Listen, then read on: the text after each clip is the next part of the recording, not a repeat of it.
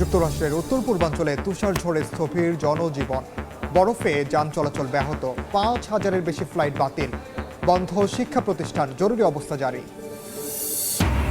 Russia Ukraine যুদ্ধের ৪ বছর, Kyiv সহ বিভিন্ন স্থানে শতাধিক রুশ ড্রোন হামলায় নিহত ৪, লক্ষ্যে পৌঁছাতে ব্যর্থ পুতিন, দাবি জেলেনস্কির। খামেনিকে কেন্দ্র করে ইরানে হামলার ছক যুক্তরাষ্ট্রের, হত্যার শিকার হলে নেতৃত্ব দেবেন জাতীয় নিরাপত্তা প্রধান, পেন্টাগনের ঝুঁকির সতর্কতা উড়িয়ে দিলেন ট্রাম্প। এবং মেক্সিকোর মাদক সম্রাট এল মেনচো নিহতের পর দেশজুড়ে সহিংসতা, মৃতের সংখ্যা বেড়ে ৭৩, হামলায় নিরাপত্তা বাহিনীর ব্যাপক ক্ষয়ক্ষতি।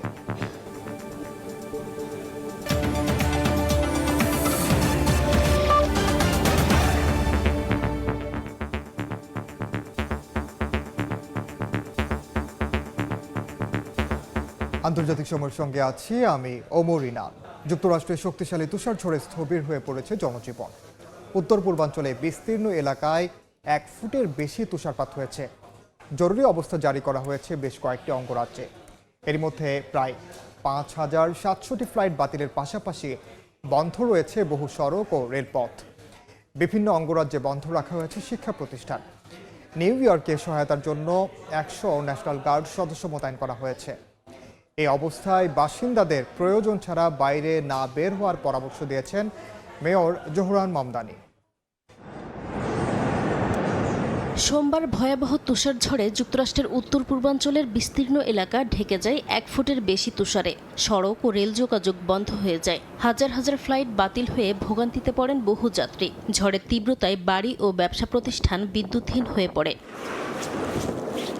বৈরী আবহাওয়ার সবচেয়ে বেশি প্রভাব পড়ার আশঙ্কায় এবং সহায়তার জন্য নিউ ইয়র্কের long island, New York city ও লোয়ার হাডসন ভ্যালিতে ১০০ ন্যাশনাল গার্ড সদস্য মোতায়েন করেছেন রাজ্যের গভর্নর। কোথাও কোথাও ২ ফুট পর্যন্ত তুষারপাত ও ঘণ্টায় ৭০ মাইল বেগে দমকা হাওয়া বয়ে যাওয়ার সতর্কতা জারি করেছে আবহাওয়া দফতর। পুরো অঞ্চলের বহু শিক্ষা প্রতিষ্ঠান বন্ধ ঘোষণা করা হয়েছে। এ অবস্থায় বাসিন্দাদের প্রয়োজন ছাড়া ঘরের বাইরে বের না হওয়ার পরামর্শ দিয়েছেন New York city mayor Zohran Mamdani. ম্যাসাচুসেটসে জরুরি অবস্থা ঘোষণা করে অঙ্গরাজ্যের কর্মীদের ঘরে থাকার নির্দেশ দেওয়া হয়েছে। মহাসড়কে বাণিজ্যিক যান চলাচল নিষিদ্ধ করা হয়, তবে জরুরি পণ্যবাহী যানবাহন এর আওতার বাইরে রাখা হয়েছে। নিউ জার্সি ও রোড আইল্যান্ডে গণপরিবহন সাময়িকভাবে স্থগিত রয়েছে। লং আইল্যান্ডেও ব্যাহত হচ্ছে স্বাভাবিক জীবনযাত্রা। সড়ক থেকে তুষার সরাতে নিরলসভাবে কাজ করে যাচ্ছেন জরুরি সেবাকর্মীরা। তুষারের তীব্রতায় ম্যানহাটনে অবস্থিত জাতিসংঘ সদর দফতরও সাময়িকভাবে বন্ধ রাখা হয়েছে। এদিকে বৈরী আবহাওয়ার মধ্যে নিউ ইয়র্ক সিটির সেন্ট্রাল পার্কে আনন্দ খুঁজে নিতে দেখা যায় অনেককে। তুষার জমে পুরো পার্ক সাদা বরফের চাদরে ঢেকে গেলেও থেমে থাকেনি মানুষের সমাগম। স্নোম্যান বানানো, স্নোবল নিয়ে খেলায় মেতে উঠতে দেখা যায় তাদের। তীব্র তুষারপাত উপেক্ষা করে কুকুর নিয়েও হাঁটতে আসেন কেউ কেউ। নাসরিন রুমি, সময় সংবাদ। রাশিয়া ইউক্রেন যুদ্ধের ৪র্থ বার্ষিকীর রাতে কিয়েভ সহ বিভিন্ন স্থানে হামলা চালিয়েছে রুশ বাহিনী। ওডিশা, ঝাপোরিজিয়া, লভিভ, কিয়েভে অন্তত ৪ জনের প্রাণ গেছে। চলমান যুদ্ধে নিজের লক্ষ্যে পৌঁছাতে পুতিন ব্যর্থ হয়েছেন বলে দাবি করেছেন ইউক্রেনের প্রেসিডেন্ট ভলোদিমির জেলেনস্কি। এদিকে ইউতে নতুন ঋণ ও রাশিয়ার উপর নিষেধাজ্ঞা নিয়ে বৈঠকে হাঙ্গেরির আপত্তিতে দেখা দিয়েছে নতুন উত্তেজনা। ইউক্রেনের দক্ষিণাঞ্চলের ওডেসায় রুশ ড্রোন হামলায় নিহত হন কয়েকজন। গভর্নর ওলে কিপার জানান, শিল্প ও জ্বালানি অবকাঠামোতে আঘাত হানে ড্রোন। ক্ষতিগ্রস্ত হয় গুদাম, প্রশাসনিক ভবন ও যানবাহন। জাপোরিজিয়ায় ৭৫০টির বেশি হামলার মধ্যে প্রাণ যায় আরও কয়েকজনের। খার্কিভ ও কিয়েভেও ক্ষেপণাস্ত্র ড্রোনে হতাহত ও বিদ্যুৎ বিভ্রাটের খবর মিলেছে। ইউক্রেন দাবি করেছে রাতভর শতাধিক রুশ ড্রোন ভূপাতিত করা হয়েছে। রাশিয়ার দাবি তারা ১.৫ শতাধিক ইউক্রেনীয় ড্রোন প্রতিহত করেছে। ইউক্রেনের প্রেসিডেন্ট ভলোদিমির জেলেনস্কি বলেছেন, জ্বালানি খাতের পাশাপাশি আবাসিক ভবন ও রেললাইনও লক্ষ্যবস্তুতে পরিণত হচ্ছে। এদিকে ব্রাসেলসে ইউরোপীয় ইউনিয়নের পররাষ্ট্রমন্ত্রীদের বৈঠকে কিয়েভের জন্য ৯০ বিলিয়ন ইউরোর ঋণ ও রাশিয়ার বিরুদ্ধে ২০তম নিষেধাজ্ঞা প্যাকেজ নিয়ে আলোচনা চলছে। তবে হাঙ্গেরি জানায়, দ্রুজবা পাইপলাইনে রুশ তেল সরবরাহ পুনরায় চালু না হলে তারা ঋণ আটকে দেবে। জার্মানি, পোল্যান্ড ও এস্তোনিয়া হাঙ্গেরির অবস্থানকে প্রশ্নবিদ্ধ করেছে। এর মধ্যেই কাতার ভিত্তিক সংবাদ মাধ্যম আল জাজিরাকে দেয়া এক সাক্ষাৎকারে ইউক্রেনের সাবেক পররাষ্ট্রমন্ত্রী দিমিত্র কুলেবা বলেন, পুতিনের কৌশল ইউক্রেন আগে ভেঙে পড়বে, তবে তার দাবি তারা ক্লান্ত হলেও এখনও ভেঙে পড়েননি। কুলেবা মনে করেন, যুদ্ধবিরতি হলেও দীর্ঘমেয়াদী সামরিক সহায়তা ও ইউরোপীয় ইউনিয়নের সদস্যপদই হবে ইউক্রেনের কৌশলগত বিজয়। নাদিম মারজান, সময় সংবাদ। রাশিয়ার রাজধানী মস্কো রেল স্টেশনে বিস্ফোরণে এক পুলিশ কর্মকর্তা নিহত হয়েছেন। এই ঘটনায় আরও 2 জন আহত হয়েছেন। রুশ স্বরাষ্ট্র মন্ত্রণালয়ের তথ্য অনুযায়ী স্থানীয় সময় মঙ্গলবার রাতে এক অজ্ঞাত ব্যক্তি একটি টহল পুলিশ গাড়ির কাছে বিস্ফোরক ডিভাইসের মাধ্যমে বিস্ফোরণ ঘটায়। এতে একজন কর্মকর্তা ঘটনাস্থলেই নিহত হন। আহতদের উদ্ধার করে দ্রুত হাসপাতালে ভর্তি করা হয়। পুলিশ জানায়, হামলাকারীও বিস্ফোরণে নিহত হয়েছে।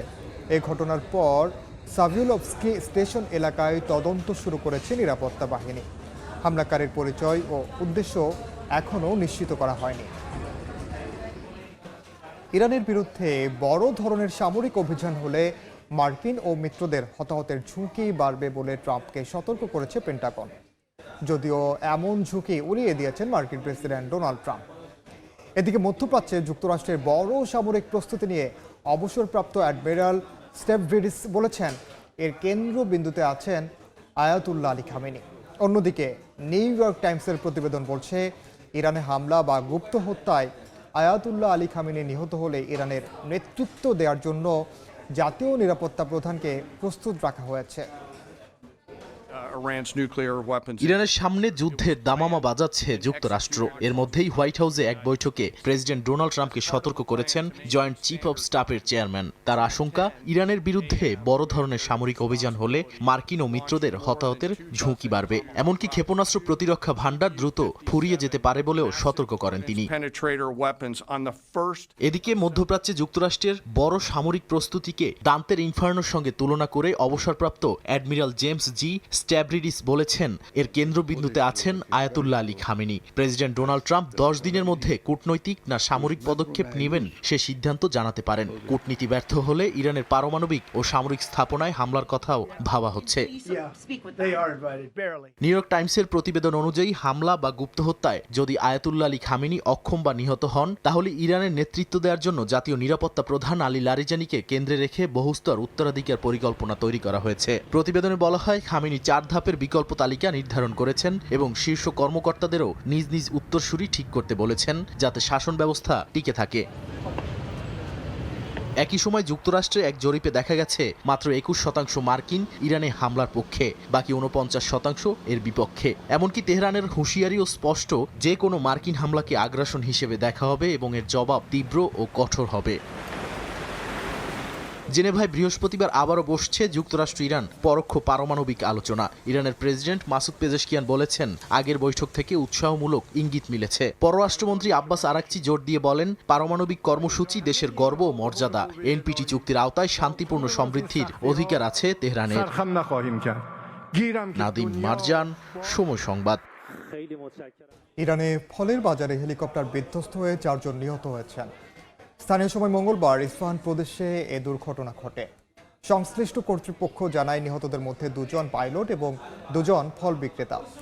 দেশটির দরচে শহরের বাজারে হেলিকপ্টারটি আছড়ে পড়ে আগুন লেগে যায়। এরপর উদ্ধারকারীরা দ্রুত ঘটনাস্থলে এসে পরিস্থিতি নিয়ন্ত্রণে আনে।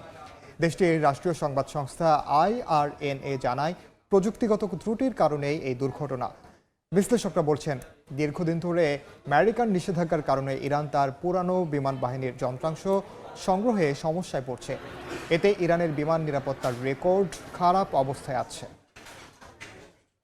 আন্তর্জাতিক সময় আরও থাকছে, হামাস অস্ত্র না ছাড়লে পুরো গাজা দখলের হুঁশিয়ারি ইসরায়েলের। জাতিসংঘের মানবাধিকার কাউন্সিলে না ফেরার ঘোষণা তেল আবিবের। 5 ফিলিস্তিনি মিডিয়া নিষিদ্ধ। মেক্সিকোর শীর্ষ মাদক সম্রাট এল মেনচো নিহত হওয়ার পর দেশজুড়ে ভয়াবহ সহিংসতায় মৃতের সংখ্যা বেড়ে অন্তত 77 জনে দাঁড়িয়েছে। জালিস্কো সহ একাধিক প্রদেশে দলটির সদস্যদের হামলায় নিরাপত্তা বাহিনীর বড় ক্ষয়ক্ষতি হয়েছে। পরিস্থিতি নিয়ন্ত্রণে মোতায়েন করা হয়েছে হাজার হাজার সেনা। এদিকে মাদক পাচার রোধে দেশটিকে আরও তৎপর হওয়ার আহ্বান জানিয়েছেন মার্কিন প্রেসিডেন্ট ডোনাল্ড ট্রাম্প। স্থানীয় সময় রোববার মেক্সিকোর বিশেষ বাহিনীর অভিযানে নিহত হন এল মেনচো, যার আসল নাম নেমেসিও ওয়েসগুয়েরা সার্ভান্তেস। তিনি কুখ্যাত জালিস্কো নিউ জেনারেশন মাদক চক্রের প্রধান ছিলেন। দেশটির প্রতিরক্ষামন্ত্রী রিকার্দো ট্রেভিলা জানান, তার এক প্রেমিকাকে অনুসরণ করে তাপালপায় আস্তানা শনাক্ত করা হয়।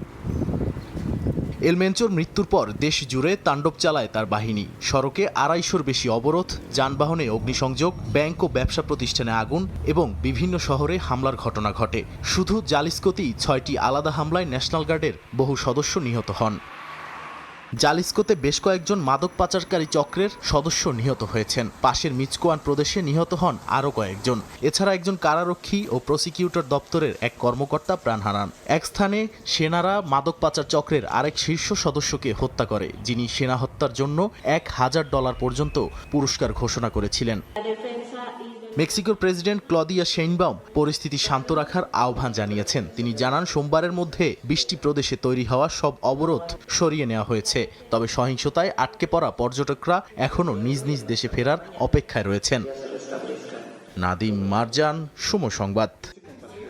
হামাস অস্ত্র না ছাড়লে পুরো গাজা দখলের হুঁশিয়ারি দিয়েছেন ইসরায়েলি কট্টরপন্থী মন্ত্রী বেজালেল। একই সঙ্গে জাতিসংঘের মানবাধিকার কাউন্সিলে না ফেরার ঘোষণা দিয়েছে তেল আবিব। এর মধ্যেই উপত্যকাটির দক্ষিণে যুদ্ধবিরতির লাইন অতিক্রম করায় এক ফিলিস্তিনিকে হত্যার দাবি করেছে আইডিএফ। গাজা সিটিতে নেতানিয়াহু বাহিনীর হামলায় বেশ কয়েকজন ফিলিস্তিনি আহত হয়েছেন। অন্যদিকে পশ্চিম তীরে নাবলুসের একটি মসজিদে ভাঙচুর ও অগ্নিসংযোগ চালিয়েছে দখলদার ইসরায়েলিরা। দক্ষিণ গাজার খান ইউনিসে শত শত ফিলিস্তিনি এতিম শিশুদের নিয়ে ইফতারের আয়োজন করা হয়। তাঁবুর সারির মাঝে খেজুর, গরম খাবার ও মিষ্টান্নে রোজা ভাঙে শিশুরা। আয়োজকরা জানান, যুদ্ধবিধ্বস্ত বাস্তবতা এটি সংহতির ছোট্ট শক্তিশালী একটি বার্তা। জর্ডানের সহায়তায় স্থানীয় ও আন্তর্জাতিক সংস্থাগুলো খাবার ও মানসিক সহায়তা দিয়ে যাচ্ছে। এদিকে ইসরায়েলি বাহিনী জানিয়েছে, গাজার দক্ষিণে যুদ্ধবিরতি লাইন অতিক্রম করে সেনাদের দিকে এগিয়ে আসা এক ফিলিস্তিনিকে তারা গুলি করে হত্যা করেছে। যুদ্ধবিরতি কার্যকরের পর থেকে এমন ঘটনায় বেশ কয়েকজন নিহতের কথা জানিয়েছে তারা। এছাড়া চিকিৎসার অনুমতি না পেয়ে গাজায় 2 বছরের এক শিশুর মৃত্যু হয়েছে। স্বাস্থ্য মন্ত্রণালয়ের দাবি, রাফা ক্রসিং বন্ধ থাকার পর থেকে চিকিৎসার অপেক্ষায় মারা গেছে 1000-এর বেশি রোগী। অন্যদিকে ইসরায়েলের কট্টরপন্থী অর্থমন্ত্রী বেজালেল স্মোত্রিচ হুঁশিয়ারি দিয়েছেন, হামাস নিরস্ত্র না হলে পুরো গাজা দখল করবে সেনাবাহিনী। একই দিনে জাতিসংঘ মানবাধিকার কাউন্সিলে না ফেরার ঘোষণা দিয়েছে তেল আবিব। আর জাতিসংঘ মহাসচিব আন্তোনিও গুতেরেস বলেন, দখলকৃত ভূখণ্ডে আন্তর্জাতিক আইন লঙ্ঘন শান্তির সম্ভাবনাকে হুমকিতে ফেলছে। পশ্চিম তীরের নাবলুসের কাছে আবু বকর আল সিদ্দিক মসজিদে ভাঙচুর ও অগ্নিসংযোগ চালিয়েছে দখলদার ইসরায়েলিরা। দেয়ালে রিভেন্স ও প্রাইস ট্যাগ লেখা গ্রাফিতিও পাওয়া গেছে। ইসরায়েলি বাহিনী তদন্তের কথা জানিয়েছে, তবে ফিলিস্তিনি কর্তৃপক্ষ একে বর্ণবাদী উস্কানির ফল বলে আখ্যা দিয়েছে। নাদিম মারজান, সময় সংবাদ। পূর্ব জেরুজালেম নিয়ে প্রতিবেদন প্রকাশ ঘিরে 5টি ফিলিস্তিনি মিডিয়া প্ল্যাটফর্ম নিষিদ্ধ করেছে ইসরায়েল। রোববার ইসরায়েলের প্রতিরক্ষা মন্ত্রণালয় আলাসিমা নিউজ, M3 রাজ নেটওয়ার্ক, আল কুদস, আল বাউসালা নেটওয়ার্ক, ময়দান আল কুদস এবং প্লাস কুদস নেটওয়ার্ককে সন্ত্রাসী সংগঠন হিসেবে ঘোষণা করে তাদের কার্যক্রম নিষিদ্ধের আদেশ জারি করে। ইসরায়েলি টেলিভিশন চ্যানেল 12 জানায়, প্রতিরক্ষামন্ত্রী ইসরায়েল কাটস এই আদেশে সই করেছেন। অভিযোগ করা হয়েছে, পূর্ব জেরুজালেম ও আল আকসা মসজিদ ঘিরে এসব প্ল্যাটফর্ম উস্কানিমূলক প্রতিবেদন প্রচার করছিল। এক বিবৃতিতে আলাসিমা নিউজ দাবি করে, জেরুজালেম ও আল আকসার খবর বিশ্ববাসীর কাছ থেকে গোপন করতেই এমন পদক্ষেপ। ইরাকে আশ্রয় নেওয়া আইএসের সঙ্গে সংশ্লিষ্ট তুর্কি নাগরিকদের সরিয়ে নিতে সম্মত হয়েছে আঙ্কারা। অন্য দেশের সঙ্গেও নাগরিক প্রত্যাবাসন নিয়ে আলোচনা চলছে বলে জানিয়েছেন ইরাকের পররাষ্ট্রমন্ত্রী। তাদের ফিরিয়ে নিয়ে নিজ দেশে বিচার নিশ্চিতের আহ্বান জানান তিনি। সিরিয়ার উত্তরাঞ্চল থেকে হাজারো আইএস সন্দেহভাজনকে ইরাকে স্থানান্তর করা হয় মার্কিন বাহিনীর সমন্বয়ে পরিচালিত অভিযানে। কুর্দি বাহিনীর শিবির ও কারাগারগুলো বন্ধ করে দিলে এই বন্দীদের ভবিষ্যৎ অনিশ্চিত হয়ে পড়ে। প্রায় 1 দশক ধরে এসব ক্যাম্পে আটকে ছিল আইএস সংশ্লিষ্ট যোদ্ধা, নারী ও শিশুরা। পরিস্থিতি দ্রুত নিয়ন্ত্রণে আনতে বাগদাদ বন্দীদের গ্রহণ করে। সোমবার ইরাকের পররাষ্ট্রমন্ত্রী ফুয়াদ হুসেইন জানান, তুরস্ক তাদের নাগরিকদের ফিরিয়ে নিতে সম্মত হয়েছে। ওয়াশিংটনের বিশেষ দূতের সঙ্গে বৈঠকে তিনি জানান, অন্যান্য দেশের সঙ্গেও নাগরিক প্রত্যাবাসন নিয়ে আলোচনা চলছে। নিজ দেশের নাগরিকদের ফিরিয়ে নিয়ে বিচার নিশ্চিত করতে জাতিসংঘ মানবাধিকার কাউন্সিলে উদ্যোগ নেওয়ার আহ্বান জানান ইরাকি পররাষ্ট্রমন্ত্রী। 2014 থেকে 2017 সাল পর্যন্ত স্বঘোষিত খেলাফত প্রতিষ্ঠা করে বিশাল ভূখণ্ড দখলে নেয় জঙ্গি গোষ্ঠী আইএস। সিরিয়া ও ইরাক জুড়ে লাখো মানুষের ওপর শাসন চালায় তারা এবং বিশ্বের বিভিন্ন দেশ থেকে যোদ্ধা সংগ্রহ করতে থাকে। যুক্তরাষ্ট্র নেতৃত্বাধীন জোট ও আঞ্চলিক সামরিক অভিযানের মুখে সেই শাসনের পতন ঘটলেও হাজারো বিদেশি যোদ্ধা থেকে যায়। বাগদাদ জানিয়েছে, সন্ত্রাসবাদ আইনে নিজস্ব বিচার ব্যবস্থায় অভিযুক্তদের বিচার করা হবে, তবে বিদেশি নাগরিকদের নিজ দেশে বিচার করাই দীর্ঘমেয়াদে কার্যকর সমাধান বলে মনে করছে ইরাক। কেননা বন্দীদের দীর্ঘমেয়াদী আটক, বিচার ও পুনর্বাসন সবই আঞ্চলিক স্থিতিশীলতার সঙ্গে সরাসরি জড়িত। তবে প্রশ্ন হলো, কত দ্রুত অন্য দেশগুলো তুরস্কের পথ অনুসরণ করবে। রাইসা জান্নাত, সময় সংবাদ।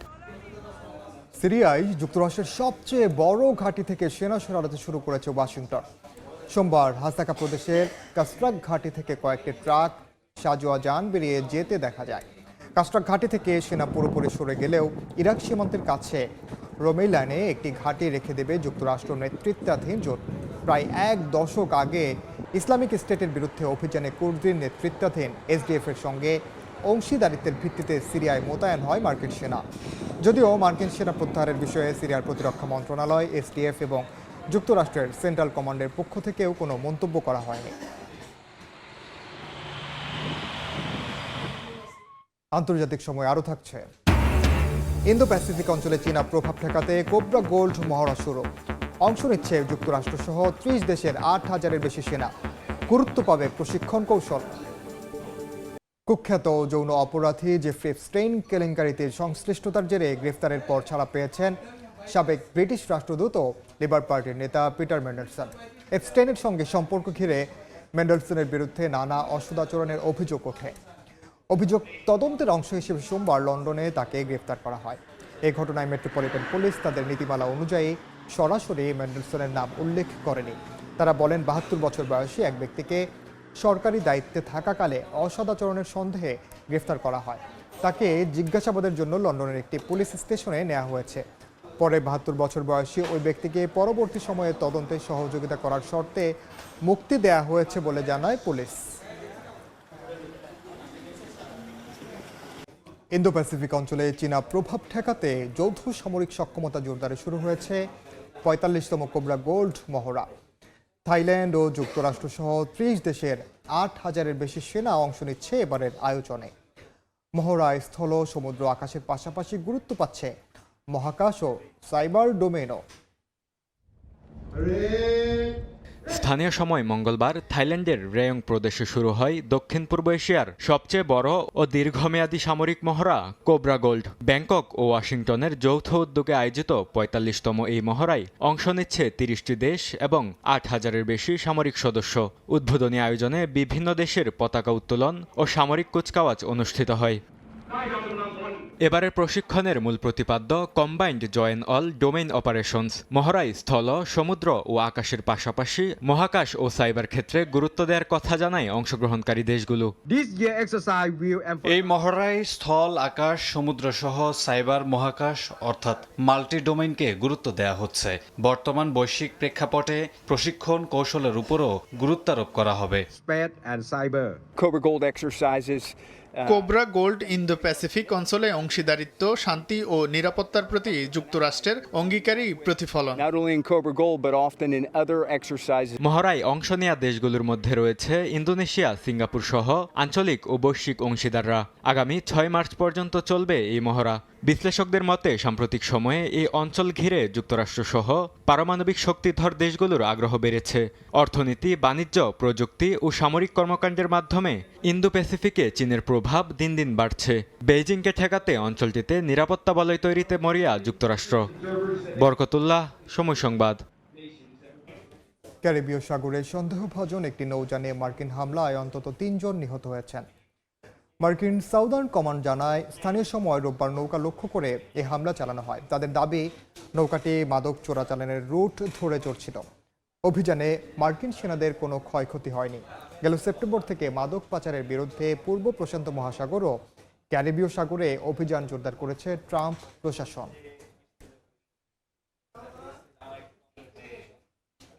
ভেনেজুয়েলায় নতুন ক্ষমা আইনের আওতায় না পড়ায় প্রায় 200 কারাবন্দী অনশনে বসেছেন। মুক্তি ও বন্দির শর্ত সংস্কারের দাবি জানিয়েছেন তারা। স্থানীয় সময় শনিবার রাজধানী কারাকাস থেকে প্রায় 40 কিলোমিটার পূর্বে অবস্থিত রোডিও 1 কারাগারে এই অনশন শুরু করেন তারা। স্থানীয়রা বলছেন, বেশিরভাগ বন্দী এখনও ক্ষমা আইনের আওতায় নেই, যা পরিবারগুলোর মধ্যে উদ্বেগ তৈরি করেছে। এদিকে গত মাসে মার্কিন বিশেষ বাহিনীর হাতে মাদুরো গ্রেফতার হওয়ার পর রাজনৈতিক বন্দীদের মুক্তি ধীরে ধীরে বাস্তবায়িত হচ্ছে। স্থানীয় বন্দী অধিকার বিষয়ক সংগঠন ফোরো প্যানেল জানিয়েছে, এই আইন কার্যকর হওয়ার পর 54 জন বন্দী ছাড়া পেয়েছেন। এ পর্যন্ত 464 জন রাজনৈতিক বন্দীকে মুক্তি দেওয়া হয়েছে। পেরুতে বন্যায় উদ্ধার কাজ চালানোর সময় একটি সামরিক হেলিকপ্টার বিধ্বস্ত হয়ে শিশুসহ অন্তত 15 জন নিহত হয়েছেন। স্থানীয় সময় রোববার দেশটির দক্ষিণাঞ্চলে আরেকুইস্পা জেলায় এই ঘটনা ঘটে। পেরুর বিমান বাহিনী জানায়, হেলিকপ্টারটি পিসকো শহর থেকে উদ্ধার অভিযানে যাওয়ার সময় ভারী বৃষ্টিপাতের কারণে যোগাযোগ বিচ্ছিন্ন হয়ে পড়ে। পরে প্রশান্ত মহাসাগরীয় উপকূলে ব্রিওজোর কাছে এর ধ্বংসাবশেষ পাওয়া যায়। নিহতদের মধ্যে 7 শিশু, 11 জন যাত্রী ও 4 ক্রু সদস্য রয়েছেন। স্থানীয় গণমাধ্যম জানায়, সশস্ত্র বাহিনীর কিছু সদস্যের সঙ্গে তাদের আত্মীয় স্বজনও আছেন। এই ঘটনায় শোক প্রকাশ করেছে পেরু বিমান বাহিনী। দুর্ঘটনার কারণ জানতে এরই মধ্যে তদন্ত শুরু করেছে কর্তৃপক্ষ।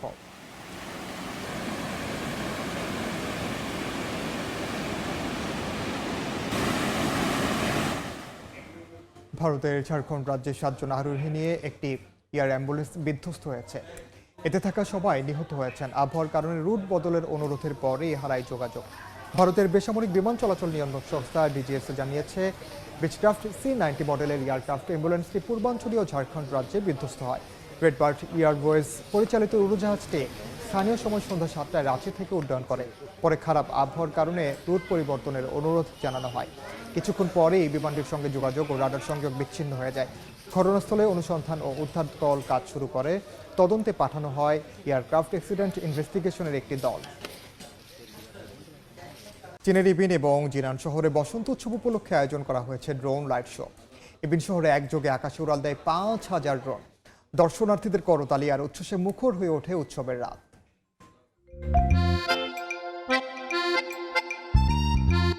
আকাশে তারা ঝলমলে নানা রঙের আলো, একটু পরপরই রূপ নিচ্ছে ভিন্ন ভিন্ন অবয়বে। এমন চমকপ্রদ আয়োজন দেখে উচ্ছ্বাস প্রকাশ করছেন দর্শনার্থী ও পর্যটকরা। কেউ কেউ আবার ব্যস্ত মুহূর্তগুলোকে ক্যামেরা বন্দি করে রাখতে। এমন চিত্র দেখা মিলল চীনের শানডং প্রদেশে। চীনের 9 দিনের বসন্ত উৎসবকে ঘিরে দেশটির বিভিন্ন শহরে আয়োজন করা হয় বৃহৎ ড্রোন লাইট শো। দক্ষিণ পশ্চিমাঞ্চলের ইবিন শহরে একযোগে আকাশে উড়াল দেয় 5000 ড্রোন। রাত নামতেই আলোর সমন্বয়ে তৈরি হয় নানা নকশা ও প্রতীক, যেখানে ঐতিহ্যবাহী চীনা সংস্কৃতি আর অত্যাধুনিক প্রযুক্তির মেলবন্ধন করা হয়। পূর্বাঞ্চলের জিনান শহরেও দেখা যায় একই আয়োজন, যেখানে প্রায় 10,000 ড্রোন 20 মিনিট ব্যাপী আকাশ জুড়ে তৈরি করে বিচিত্র সব বিন্যাস। দর্শনার্থীদের করতালি আর উচ্ছ্বাসে মুখর হয়ে ওঠে উৎসবের রাত।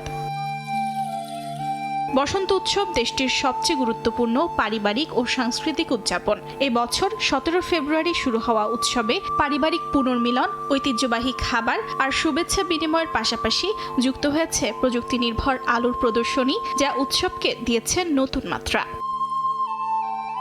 অর্জিতা শাহজিন, সময় সংবাদ। গোপন সামরিক ব্যবস্থায় গ্রোক এআই ব্যবহার করার জন্য চুক্তি সই করেছে মার্কিন সামরিক বিভাগ ও ইলন মাস্কের XAI প্রতিষ্ঠান। এতে সেনাবাহিনীর সংবেদনশীল নেটওয়ার্কে ব্যবহৃত দ্বিতীয় এআই সিস্টেম হতে চলেছে গ্রোক, যেখানে গোয়েন্দা বিশ্লেষণ, অস্ত্র উন্নয়ন ও যুদ্ধক্ষেত্র পরিচালনা বিষয়ক তথ্য সংরক্ষণ করা হয়। মার্কিন গোয়েন্দা বিভাগের প্রধান পিট হেক্সেট জানান, সামরিক খাতে দীর্ঘদিন ধরে ব্যবহৃত ক্লড এআই যেন তাদের নিরাপত্তা সীমা শিথিল করে সামরিক খাতের সকল কাজে ব্যবহারের জন্য উন্মুক্ত করে দেওয়া হয়। তবে নিরাপত্তাজনিত কারণে তাতে রাজি হয়নি ক্লড। হেক্সেটের এই দাবিতে XAI সম্মত হয়েছে বলে জানায় বিভিন্ন গণমাধ্যম। কোনো দেশ শুল্ক নিয়ে বাড়াবাড়ি করলে তাদের উপর ট্যারিফ বাড়ানোর হুঁশিয়ারি দিয়েছেন মার্কিন প্রেসিডেন্ট ডোনাল্ড ট্রাম্প।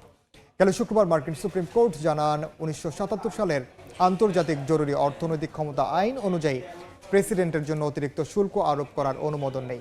যদিও এর পরপরই সব দেশের ওপর 15% পর্যন্ত শুল্ক আরোপের ঘোষণা দেন ট্রাম্প। এতে বিশ্বের বিভিন্ন দেশ যুক্তরাষ্ট্রের সঙ্গে আলোচনা বন্ধ করে দেয়। ট্রাম্প সোশ্যাল মিডিয়ায় সতর্ক করেন, যেসব দেশ রায়কে কাজে লাগিয়ে চুক্তি থেকে পিছিয়ে যাবে তাদের আরও বড় শুল্কের মুখোমুখি হতে হবে। ক্রোয়েশিয়ায় অভিবাসন প্রত্যাশীদের বহনকারী একটি নৌকা ডুবে একজনের মৃত্যু হয়েছে। স্থানীয় সময় সোমবার ভোরে দেশটির বসনিয়া ও হার্জেগোভিনা সীমান্ত সংলগ্ন এলাকায় এই ঘটনা ঘটে। উদ্ধারকারী রাষ্ট্রীয় টেলিভিশন HRTকে জানান, তীব্র ঠান্ডার মধ্যে নদী পার হওয়ার চেষ্টা করার সময় নৌকাটি উল্টে যায়। পুলিশ জানায়, ডুবে যাওয়া নৌকাটিতে 7 থেকে 8 জন চীনা নাগরিক থাকতে পারে, তবে পুলিশ তাদের জাতীয়তা নিশ্চিত করেনি। পাশাপাশি উদ্ধার হওয়া বসনিয়ার এক ব্যক্তিকে মানব পাচার সন্দেহে আটক করা হয়েছে।